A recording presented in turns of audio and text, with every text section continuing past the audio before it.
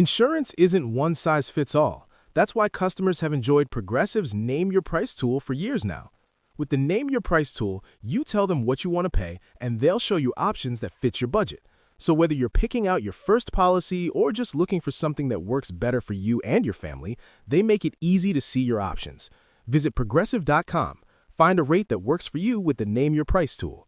Progressive Casualty Insurance Company and Affiliates. Price and coverage match limited by state law. Forever Dog. Ooh. Come on, come on, come on. Oh yeah. Ow. Ay, wait. Very that. She's so oh honey. But why is she so very that? Oh. Hello, everyone, and welcome to a new episode of Very That, starring me and Delta Work. Hi. I'm Raja, by the way. Hi, everyone. Good afternoon, good morning, good evening, wherever you're at. And should we make that more like uniform all the time? Like, welcome to Very That. I'm Raja and I'm Delta. Like, it's more exciting, you know, because I listen to other people's podcasts and they have all this, like, you know, we talked about how sometimes we'll just start talking and like it will get monotone with one another because we don't need like all the inflection. But I think maybe other people like all that, like the you know, storytelling is very that. We could, but you know, this is what, episode 5. Am I counting that correctly? This is episode 5. I think so. And you know, and there's time for us to figure that out. I don't think there's any real rush or any rush. Ooh, lover, come to me. Oh, do I ever get to tell my Paula Abdul story publicly about? No, not yet. That's what this is for. That's what this is for. I actually have a Paula Abdul story too. Actually, not Paula Abdul, but someone else that has to do with Paula Abdul. Arsenio Hall. Arsenio Hall. Yeah, remember they used to date. I actually used to think, was Arsenio Hall the voice of the cat in Opposites Attract?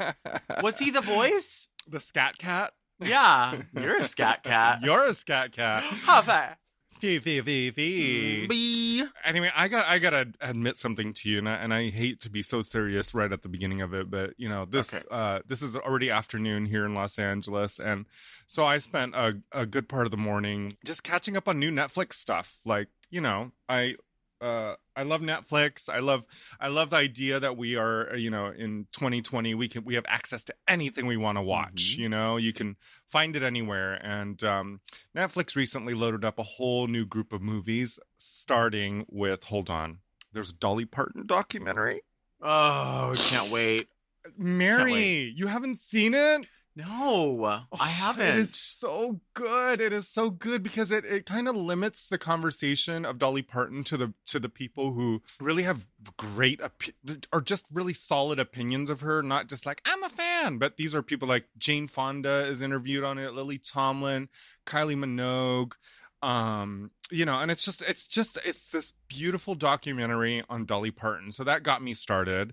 Okay. And then it got me started because she personally talks about Coat of Many Colors, which is her personal favorite song to perform. Okay. And so that got me on a whole like, oh, I love that song. And I got all emotional about it. And, you know, and the description of that song is really it's a song about bullying. Then, as soon as I finished that documentary, after like having all the tears and the like remembering of seeing, I've seen Dolly Parton twice live in performance. The first time was with a certain DJ friend of ours from the Inland Empire, and I saw her at the House of Blues in a small venue. Fun. Yeah. And you cried, you laughed, and you know, I gotta give a lot of credit to Trixie Mattel for like sort of bringing a little bit of like, you know, a little bit of somewhat attention to the younger group of people, because she somehow like finds, you know, she mimics her in a lot of ways and finds a lot of inspiration out of her.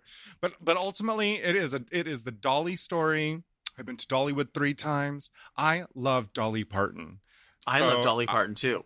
Yes, and while I was watching this, I noticed that some of your mannerisms are very Dolly. I like that. Yeah, Like what? Very that. I mean, Is it just Which parts? Which parts? all of it? All of it. It's this sort of like, I acknowledge the cheapness of it all, and you can look at it any way you want to look at it, but guess what? It's there's certain way that you carry yourself that gives me a lot of Dolly, and I know, I know that Dolly's a big influence for you. You've impersonated her many times, and do a damn great job at it. But there's certain characteristics I'm like, you know what? I bet all of us have adopted some of the things of our, of our many heroes. And that's probably one of the reasons why we do drag today. So anyway, that's how I began the first part of my day while I had my morning coffee and waited for the first great bowel movement of the day. Well, I think Dolly Parton's an Aquarius. I looked that up, and you're almost right. She's actually a Capricorn. She's about Capricorn. a day. Okay. Yeah, she's a day away from, like, I think most astrological signs start at about the 20th, and her birthday is January 19th. I looked it up. I was like, what is this about this woman? Yeah. See, because I land on the 23rd. I land on the 23rd, which so you're at the beginning of Aquarius. But I think there is that thing, and you can actually look up on Google, if you look up Dolly Parton's birthday and sign, there's a whole astrological chart of her moons and suns, and she's a Capricorn. But crazily enough, like, I don't know very much about Capricorns, but the more I dig into people's signs and find out about, like recently I've been discovering that most of my friends are Aquarians, and and so anyway, this is all so loaded because I'm just like, I'm such a Dolly fan. And then immediately after I finished that film, Netflix now gives you suggestions of what you should watch because you enjoyed that one. You might want to watch this. And now there's this other documentary called it's like Bully, but with like the no sign through it. And it is a documentary shot currently, like right now, within the last few years, about bullying and what it is like for kids who experience bullying in this day and age, including cyberbullying. And that was, I was bullied. Well, I think many of us are friends, and the reason why we've connected to each other, why we do drag and why we perform and make such a spectacle out of what we do, is because there's a part of us who is still retaliating against that, against being bullied. I think that's very possible. I think that is very, very possible. Probable, actually. Yes, yeah, I think probable. so. So I'm kind of about let me see. I have 40. I'm about halfway through this film right now, and I've been crying all morning. I am sorry, and I really wanted to put makeup on and get in drag, but I was just so emotional. You were so emotional. I was very, very. How much emotional. Well, how much wine was involved, though? About a half a bottle. Okay, so not much. Not much. No, and I had breakfast. It was just, it's just that morning, and there is those traces of fall that is coming in this morning here in Southern California. Are you into it? I am so into it. Like yesterday, I was out, and I realized that it wasn't 100 degrees outside, and. I thought to myself, it was maybe like, I don't know, almost 90 or so. And I just kind of looked out wistfully, and I could see the waves of heat still on the asphalt. And I thought, fall is here. And I'm like, wait a minute, fall is here. It's 90 fucking degrees outside. I know.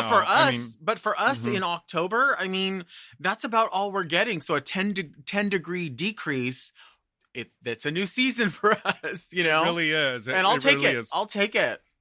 I felt it as soon as I got up this morning. I was like, because I always leave a window open just to allow some air into my room. For the night stalker to come in. And I was like, oh, there's something there. It's like, oh, my blankets all of a sudden feel more blankety rather than a nuisance. I love that. Oh, I loved it. And then I came into my kitchen and made hot coffee, and I should have had a pumpkin spice creamer to go along with, because I got a little pumpkin spice right here. Look at this little pumpkin spice. Which one is that one? This is Tango. That's Tango? That's Tango. He's a pumpkin spice. Oh my God, he's so cute. Right? He's such a he's only 2 years old. Oh my God, so he's like the baby. Tango, so Tango's like the little one. So he's 2 years old, and he's a rescue cat. And then the other one is Cha-Cha, and she is a rescue cat also, and she's like a thin little black cat. And obviously they're both named after. You have a black cat? I do, yeah. I've And always they're wanted a black cat. they're both named after ballroom dances because Davy is a Of former course. ballroom dancer. Of course, yes. Yeah. Oh, I love Tango. He just What a hops cutie. around. He's so cute. He's so fluffy. He doesn't know. Like he doesn't. Ugh. You don't even know what's going on, do you? He doesn't mind. He doesn't It care. doesn't matter. Yeah, he's more concerned about the perfumes that you're wearing. Yes. Um, I actually sprayed a perfume on earlier. It was this bottle, and something about it smells like vomit. And I never experienced that. It's an inexpensive perfume, I think I have experienced that, where it's like there's it something smell- about it. You know what it smelled like? Like vomit that like dries in the back of a car. You know that like residual. I don't know what I don't know what it is. I keep calling it vomit or red ass, like a red swollen ass. I don't know. Just something about it is not. But the bottle's pretty, so you know. Oh, it's Whatever. either like vomit or dried spit. There's that moment There's a too, where smell. it's like, is it me? Did I like drool on myself and let it crust, or We is actually that the did a perfume I'm wearing? We did a show or an in-person appearance very recently, and everybody separated in the dressing room to different levels. And Madame Lequire had this perfume that she sprayed on, and it was Delicious, I think by like Fred Hayman or something like that. And she goes, "Oh, I'm supposed to smell delicious." So specific. She goes, "I'm supposed to smell delicious," but she goes up to someone pretty distanced, I would say about 10 feet. She goes, "Can you smell me from here? Do I smell like farts?" And the girl, I can't remember what girl it was. She was like, "Do you smell like farts? Why would you ask that?" She's like, "I think my perfume might have like turned." And I was like, "Baby, let me tell you something. I don't know everything about perfume, but I do know that when perfume turns, it doesn't smell like farts. So if it's farts, I think it's that suitcase, madame. I think it's that suitcase." Or you could have just farted, madame. Maybe just admit it. You farted, and it's not Hey. delicious. You know what? I'm not afraid to admit if I've farted. It's fine. You know, It's yeah. fine. As we get older, we might become a little bit more incontinent, and you know. Oh. Well, I'm only months behind you, so I'm sure I'll be there. So anyway, that's been my morning, and it, you know, and I feel like a lot of it is just due to the change in weather, and then they were like kind of the same theme movies, because Dolly was talking about The Coat of Many Colors and how it was a song essentially about bullying. And then there was just so many. You got to watch first. You need to watch this Dolly documentary, because it is so cool, and I mean, it's just profound. In I know how, I like, have to how watch it. How punk rock fucking Dolly Parton is. She's, you know, and it shows multiple interviews through her past. I could go on and on and on. We could make a I whole like that you episode say about that. Dolly Parton. No, I Yeah. like that you say that about something being punk rock, because I think a lot of people think that punk rock is only about music. But to be punk is to truly have an opinion that even if other people disagree with it, you will always have that opinion. You will always have that way about yourself. You will always do things really in the name of others, even though it doesn't seem like other people would say, "Oh, that just seems so off-putting" or whatever. But that's not the case. Like, there's a goal and an intention behind it, and that is to be punk rock, to be sort of against the grain. Absolutely. Not just music.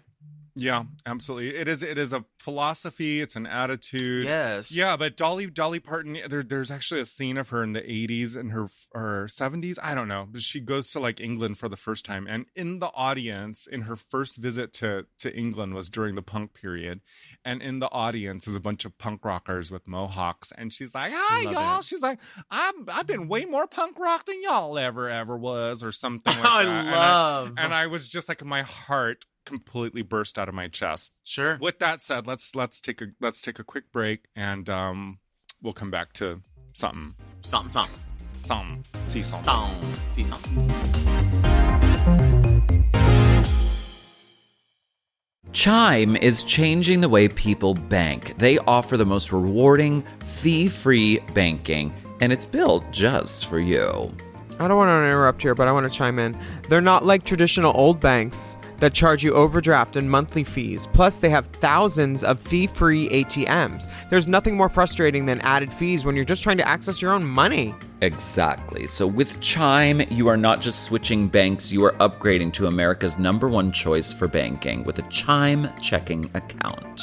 And how about some of these benefits? All benefits here, honey. Get 5% cash back on a Chime card in a category of your choice like gas or groceries. And you get savings that grow faster with 3.75 APY. That's 9 times higher than the national average. And don't forget, they also have Spot Me, which lets you overdraft up to $200 fee-free. We all need to be proactive in our own finances and understand what our money's doing, and banking can be confusing.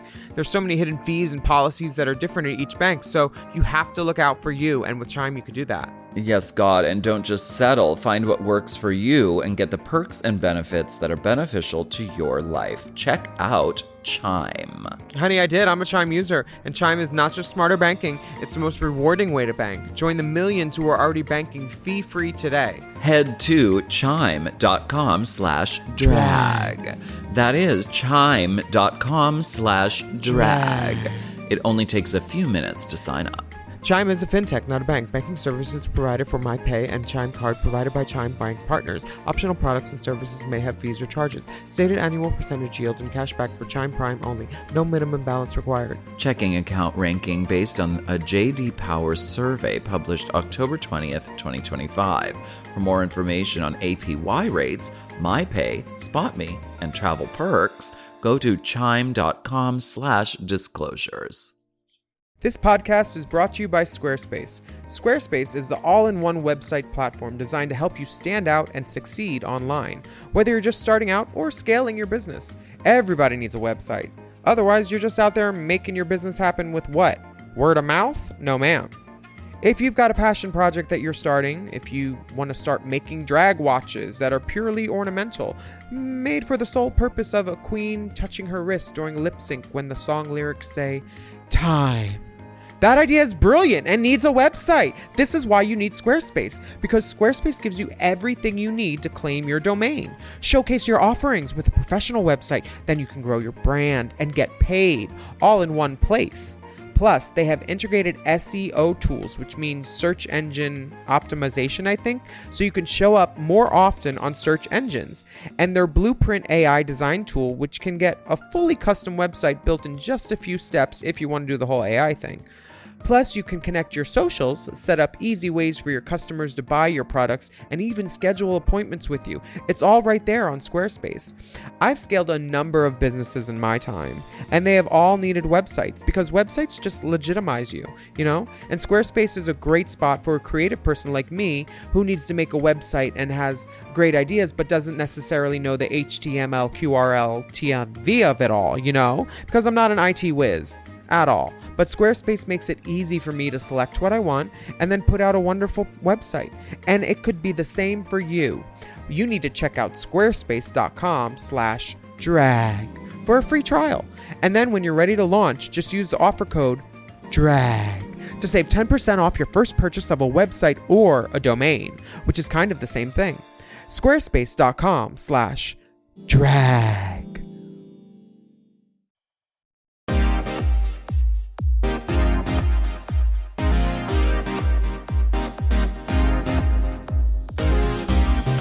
All right, we're back. Welcome back to Very That with Delta and Raja, a very new podcast where we talk about whatever we want to talk about and you will listen. Today's the day we're going to talk about whatever the fuck we want.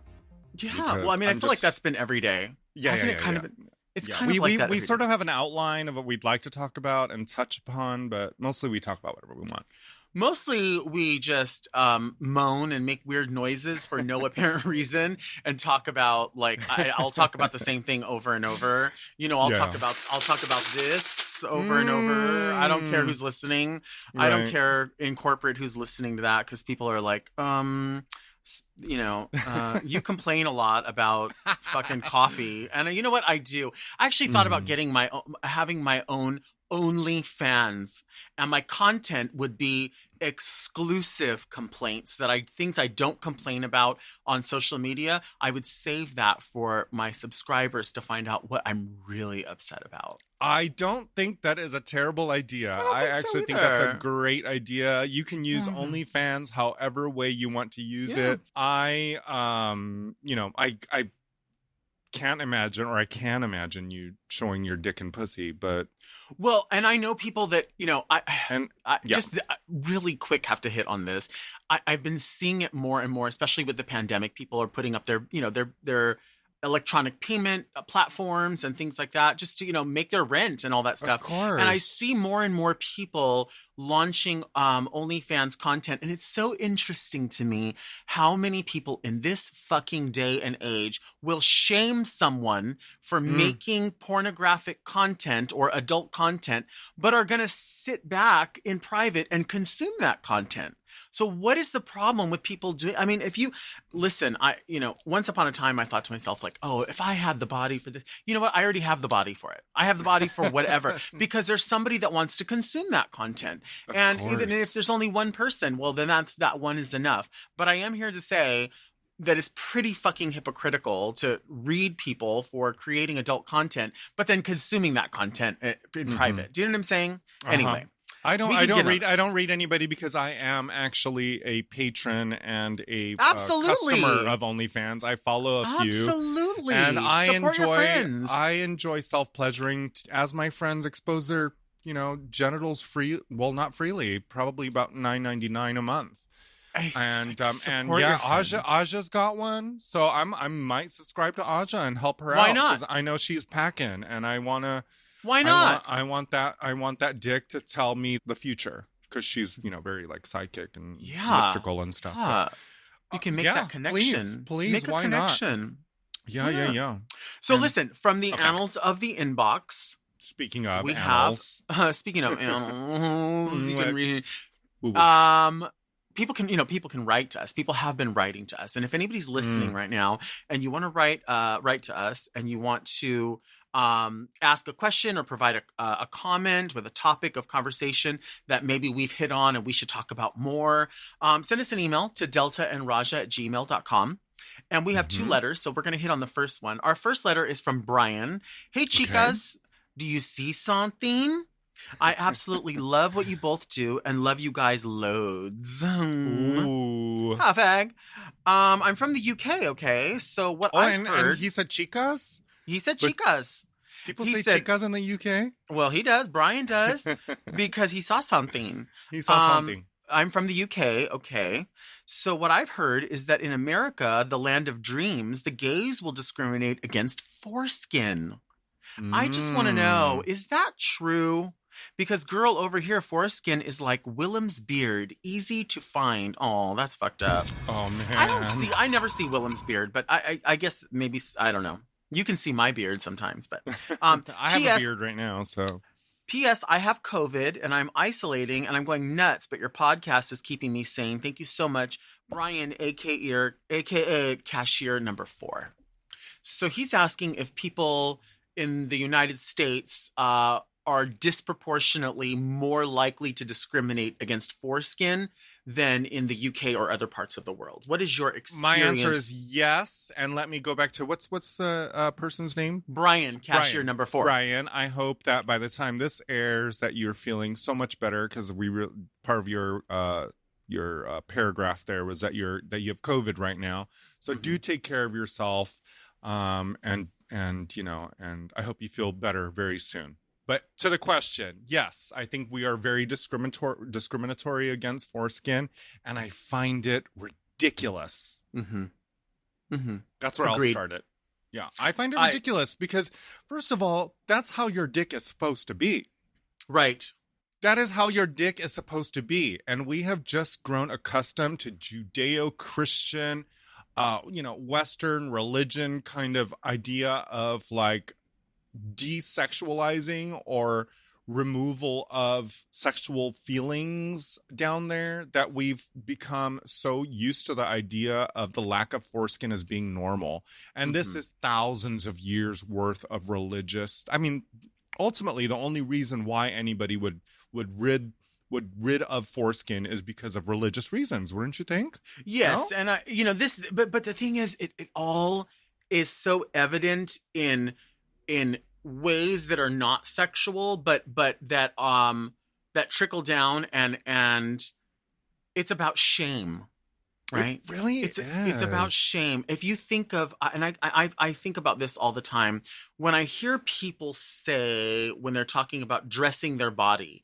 Now, obviously, you Mhm. want to dress the way that you feel confident or you love or whatever that is. But but when you dress yourself based in quote confidence, that means that you're making an allowance for something. That means you're going, I must disguise this because it makes me uncomfortable because other people have told me that this is unacceptable. So, as a plus size person, much larger than most people who say that they're plus size, I'm 300 pounds.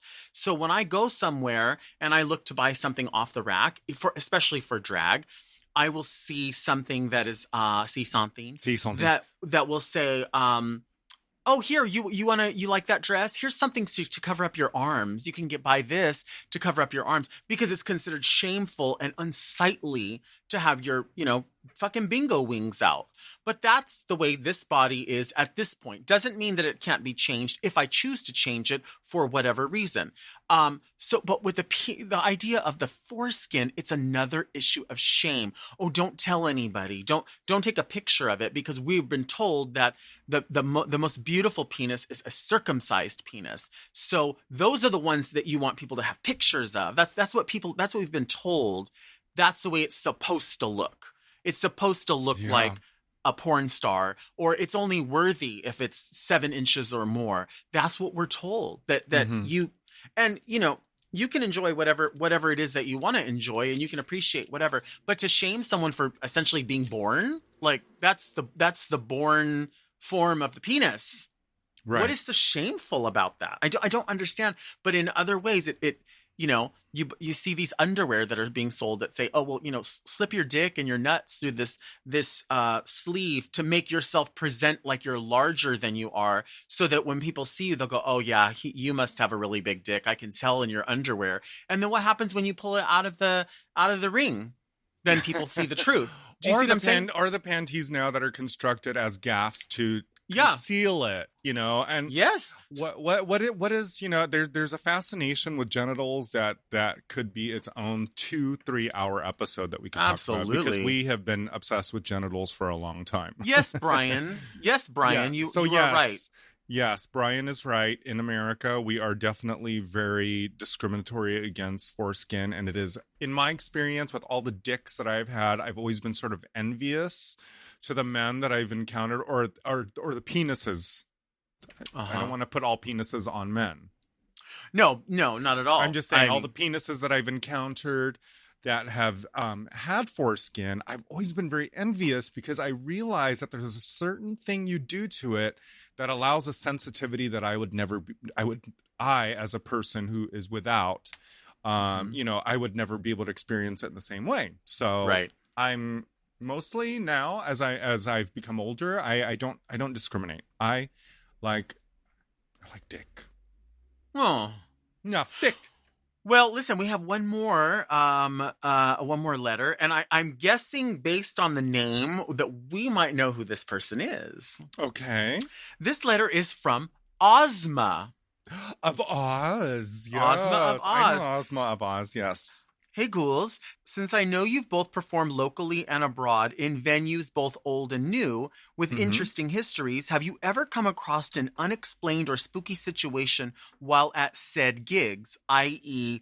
paranormal activity? I know Miss Vicky Vox, and I saw someone walk behind us in the mirror at Hamburger Mary's, West Hollywood. We thought it was another queen that had shown up, only seconds later to find that no one was up there with us when we turned around to greet them. Totally true story. Love your podcast. It's the perfect format for the two of you. Bugs and kisses. Oh, no, bugs and hisses. Ozma, that's cute. Ooh, that's very so cute. have you experienced anything Well, like that? I think in particular that experience that they had was just Chad Michaels walked across the back, right? And then, or Dolly Levi, or they're just old. They're ghosts. They're they're creepy figures that just sort of loom in dark corners and are actual ghosts. So that's what that was. But I don't think I actually have. I have been to places and performed at places that were considerably spooky in feeling, but I don't think I've actually ever experienced a ghost, or maybe I'm just so consumed in the process that I'm not paying attention. Well, I am incredibly, incredibly I wouldn't say obsessed, but I'm very interested and intrigued by anything paranormal. I love watching documentaries about it. I love watching like Ghost Adventures, Ghost Hunters. I love the Dead Files. I love shows like that. But I fully admit that I've not had those experiences. So when people say, "Oh, you must love it. You must know a lot about it." I don't know what it is to speak to the other side or anything like that, but I'm very intrigued by it and I'm very open to it. However, I have been to 2 places before outside of California where I've definitely felt like if I was going to experience something, it was in those places. One was a place, I want to say it's called Metro in Jacksonville, Florida, which is a huge entertainment complex. And when I was there, it happened to be some other things were going on that weekend in Jacksonville. So it was very quiet at the club. But it used to be a butcher. Like the whole place was like a place where it was like that, right? And then it became some sort of something else. And then it became, so when you walk around, you can literally see where animals were hung, and it's a very old place. And then another place I'd been to, which I don't know what it was previously, but I will just, because it was nighttime or whatever, but it was the Eagle in Washington, D.C. I had an amazing time and I loved everyone there. I was treated like royalty the same way. First of all, anywhere called the Eagle, anywhere in the world, I'm probably going to have a good time. And there's going to be a lot more like beer to wine ratio. And people are going to smell a little bit like hairy buttholes. Okay, which is perfect. The place is awesome. Everyone there was awesome. But you could tell there was something about the construction of the place that was very old. And there were lots of like little walkways to kind of nowhere almost. Like just cement stairs that would just stop. Ooh. So I don't know. It was very interesting to me. But I would love to go back there. And I don't know if I didn't ask anyone if it was particularly haunted or if they had experiences. But those 2 places I can remember thinking, the history that already comes with the place must carry with it stories. So that always intrigues me. Well, I'm not really quite sure if I've ever been to a place that was, haunted by ghosts, but sometimes my audience have been ghosts. Well, like Sherry Needle says, a boo is applause from ghosts. Agreed. Yeah. Agreed. With that said. With that said, if you guys are interested in sending us a letter, or maybe you have an interesting picture, especially a picture of myself and Raja, maybe you took one of those pictures back in the day, send it to us. Send it to us at deltaandraja@gmail.com. And our amazing production staff will look at that and forward it so we can talk about it on the podcast. Right here on Very That. Yeah. So I think it's time to take a little break, and we will be right back to see something. See something. See something. See something. Huh.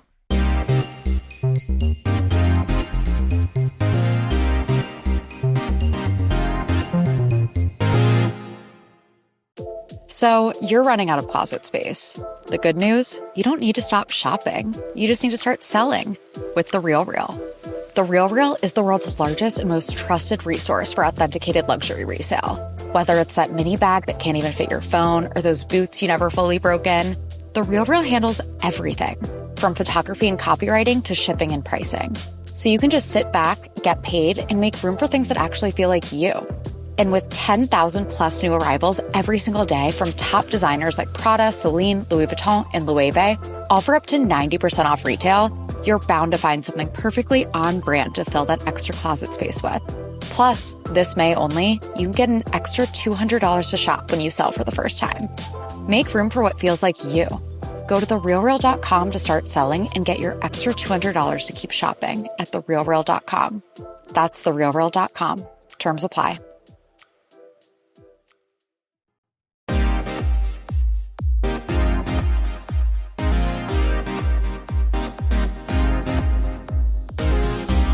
We're back. Took a little break. I got some wine out of the fridge. I smoked an American Spirit, just kind of going about my day. Took a little break. Well, you know what? I think it's time to take a trip down memory lane. I love this. To a photo from our drag days past, which we have a lot of really, really great photos from a set group of venues, pretty much Rage, Peanuts, or what's called Club 7969. If people don't know when we say Peanuts is 7969, which is on Santa Monica Boulevard. That I don't even know what it is now. I'm sure it's still a nightclub, but once upon a time it was that. But this picture is from the Rage days again, and this is us around Halloween, because if people don't know, for a lot of drag entertainers, Halloween is not just October 31st. I mean, obviously it's all year round because you're dressing up like someone or something else, but there's definitely a type of number that makes the most sense for if you don't normally do them throughout the year, makes the most sense from the month of or the beginning of October all the way through. And so they're a bit thematic. And this picture here, I don't know specifically what, I know it was around Halloween, but this is us in thematic dress. For Halloween, yeah. Well, the thing about Halloween is that it is our religion. Right. It is our absolute, like, it is what we need. It's what we wait for. And the fact that it happens on October 31st allows us to own that entire month. Right. As being Halloween time. And that's the time when we go for it and bring out all the spookiest, all the most colorful, all the most experimental, all the things that are just like Halloween the house down boots. Yeah. And I think the same thing kind of goes for a birthday too. Like for a drag entertainer, many times, because what you do in drag, your social is also your professional. So some people you'll only see a few times a month or once at this location. So when it's your birthday is essentially all month long, because somebody might go, oh girl, I'll see you in Palm Springs, or I'll see you in San Diego, or when you fly up to Sacramento, I'm going to see you. We're going to celebrate your birthday. So you can't ever really miss a drag entertainer's birthday because it's all month. So you can just be like, Tuesday the 17th, Delta, even though I know your birthday's January 23rd, Tuesday the 17th, that's when we're celebrating it. But in this case, all month long is Halloween. This is you in this sort of couture with the horns. You're horned. You're like which I love at Halloween when you go to like the Halloween club and you're looking for like a Maleficent costume, and they're like called horned sorceress. Yeah. Or what is the one? We saw one that was Ariel, and it was called Lagoon Lass. Lagoon Lass. You are so Lagoon Lass. You are. And this is I'm in a clown. And once upon a time I was very afraid of clowns, and what broke me of my fear of clowns was going to Knott Scary Farm one year, many years ago, and there was a full clown maze. And we went in, and I fell in love. Like I loved the idea of the sort of like sideshow. Yeah, I don't find it scary anymore. Yeah. I don't find it scary anymore. I love it because I also started performing in clown as a quote scary clown, I guess people would say. So. I love it. I love it so much, and I love this particular one. It's kind of like a circus sideshow clown. Yes, I love that. I think that's going to be the thing that I miss the most out of this Halloween. And to be honest, like in the last few years, I haven't done any of these things. But now that it's gone and we don't get to have it this year, I certainly yearn for it even more. Is going to things like Knott Scary Farm or Universal Studios, whatever they call it there. Right.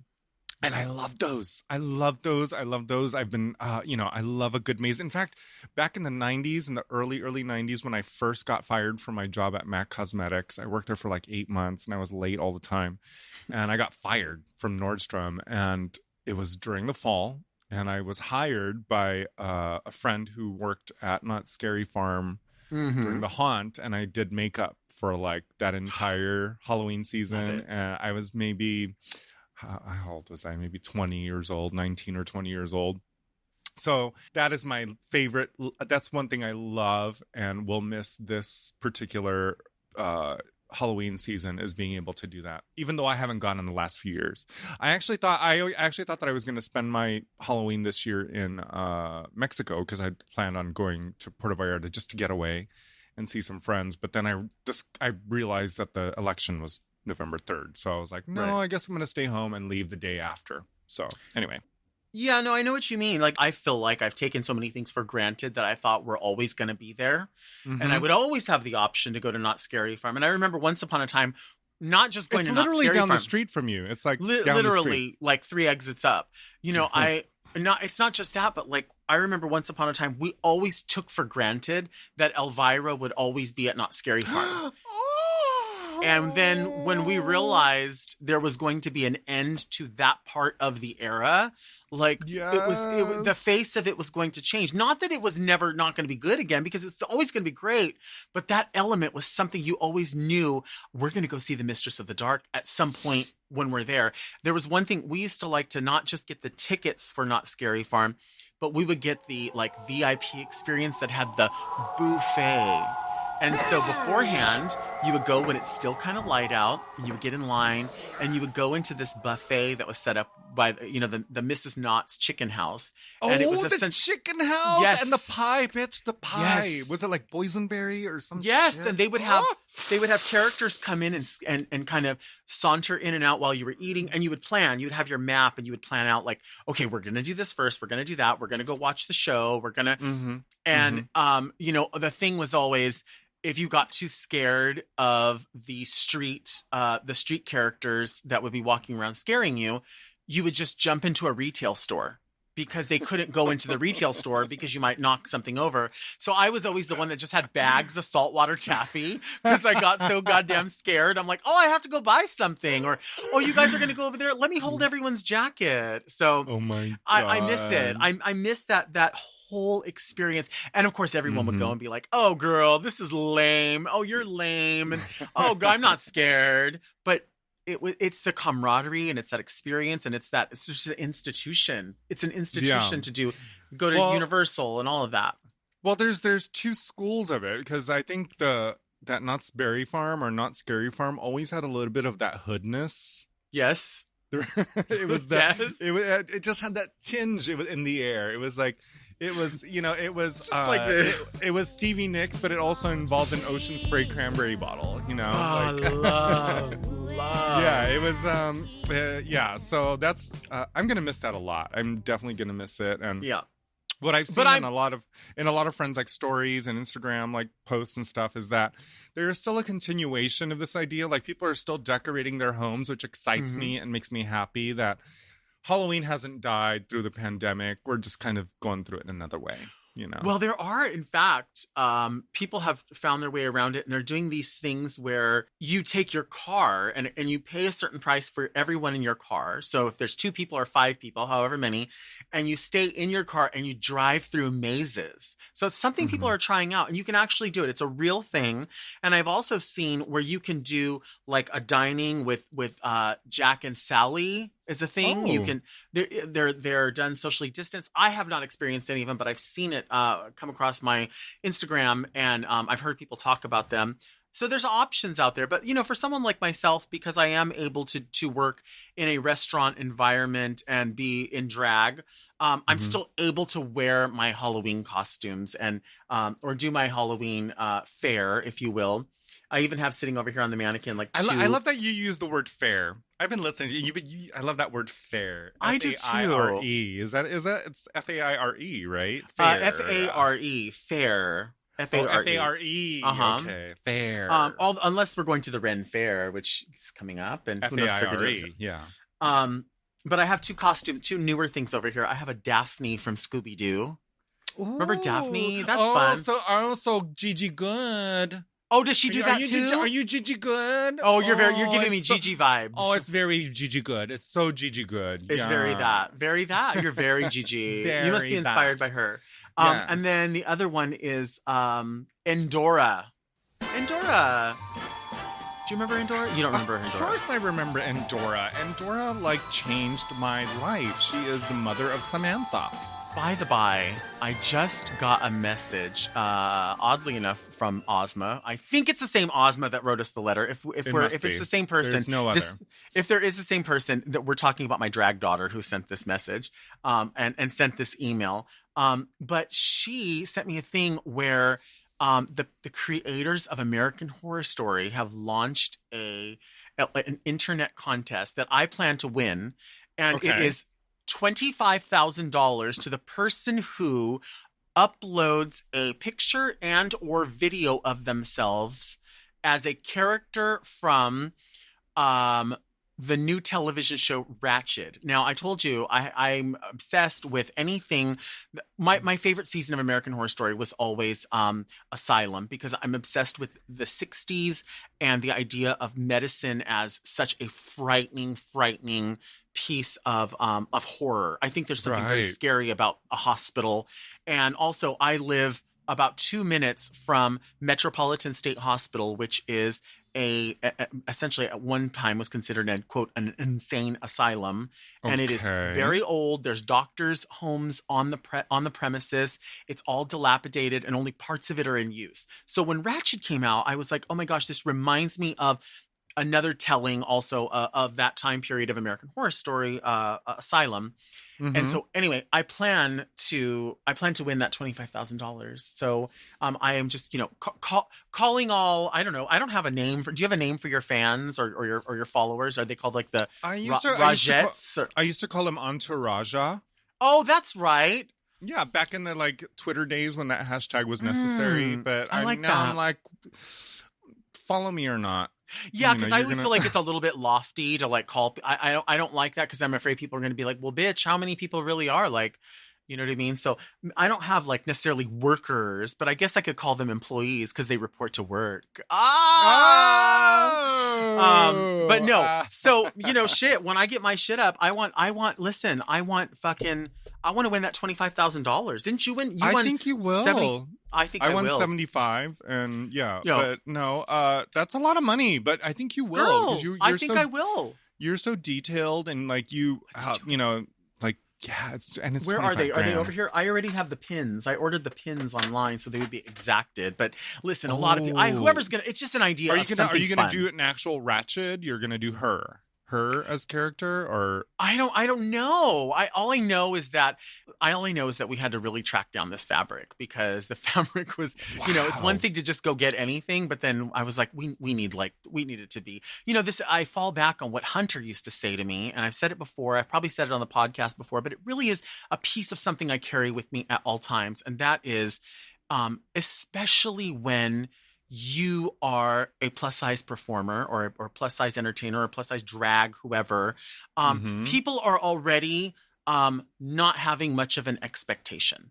So people always assume, just make it funny and we won't care. Like, just be slovenly about it, because it doesn't matter, because we could never see you as being that fierce or that person, because you're not capable, because all we see is your size. And Hunter always used to say to me, if you're gonna make it funny, make it ironic that you are the size that you are and that you're doing that but character. it's so perfectly but done. clean it up so well that they can't read anything else, because the only difference is the size. Do you remember that kind of a philosophy once upon a time? It's coming back to me as you're speaking about it, and I think that is a very important thing, because I think it's very easy to take what is seemingly your disadvantage and magnifying it, and it's like Magnify his holy name. stating the obvious. I'm fat. and I'm gonna make fun of myself before everybody. But if you do it so perfectly that you're, Right. So there, yeah. So let's win It's, $25,000. I'm gonna help you. What can I do for you? Well, Do you want me to style your wig for you? I need Do you want me to do your style makeup? I need you to style my wig, because clearly I can't do that anymore. I'm gonna. If you need any help in any way, if you need to borrow jewelry, I might have some. I might have something. You're like, So, if you need any help, call Manila. Yeah, leave me alone. If you need any help, call somebody else. I'm watching Call Gigi Good. documentaries. I'm watching documentaries that depress me, and I'm But crying. I'll so. like and share. Wow, we covered a lot. We covered a lot really quickly today. We did. But we're getting in a groove here, and I am so excited for more letters from people, more emails, more discussion. All right, you guys. So both Delta and I really, really want to thank you for joining us this week. Just as a reminder, we're here every Monday, and we want you to subscribe and make sure that you don't miss an episode ever. We're always here on a Monday. So search for Very That with Delta and Raja on your favorite podcast app, and you absolutely have to hit subscribe, rate and review our show on your podcast app, because that is how other people get to find out about the conversations that we're having here and that you're having with us. It's the only way to really get the name of the podcast out there and for other people to join this wild and crazy time. And you know what? We would like to encourage you to send us any of your questions, any inquiries, complaints maybe, but mostly questions. If you have any, send them to deltaandraja@gmail.com. And you can also follow us on Instagram at mine, which is at Sultan Amrul, and Delta's at Delta Work. Yeah, and don't send any complaints, because those go right into the junkie, right into the round file. But in any event, we'll be back next week with a very new episode of Very That. And we'll see you then. Oh, Very That. that. Oh, yeah.